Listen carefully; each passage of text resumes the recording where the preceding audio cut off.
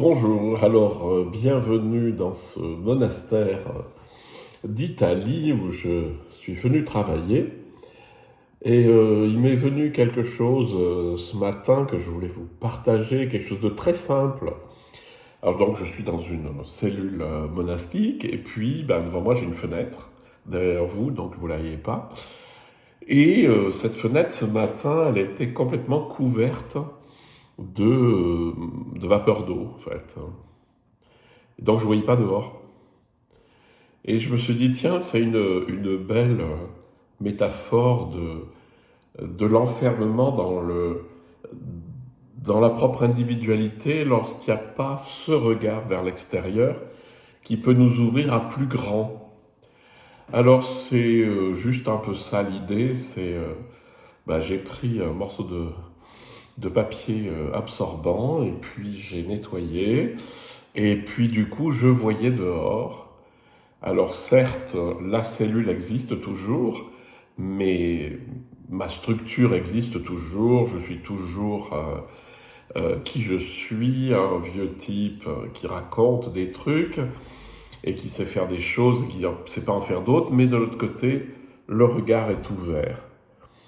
Et ça, c'est vraiment important, c'est que lorsque je regarde, vers les montagnes que je vois, là, les montagnes de Calabre, je ne suis pas enfermé dans moi-même. Alors que si je me retourne vers l'intérieur et que je n'ai que ce qu'il y a là, c'est-à-dire que les murs de ma structure, je suis beaucoup plus enfermé. Ce qui est intéressant, c'est en regardant à l'extérieur, ça ouvre mon espace intérieur. C'est-à-dire, ça ouvre mon espace. Et quand je reviens dans la cellule, c'est large. C'est-à-dire, évidemment qu'il y a des murs, mais ma conscience est beaucoup plus large. Alors, vous allez me dire, oui, c'est vachement subtil. C'est pas si subtil que ça. Enfin, si c'est subtil, mais c'est pas non plus la mer à boire. C'est de passer par les sens, d'entrer dans le large et d'y rester.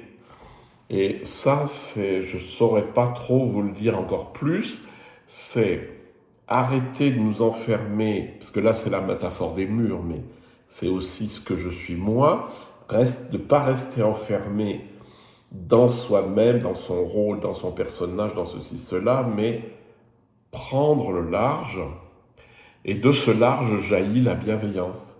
Alors je ne suis pas arrivé hier soir parce que j'ai été mené au monastère par un moine que j'aime beaucoup, mais qui conduit très très mal, et beaucoup trop vite, sur l'autoroute avec des travaux.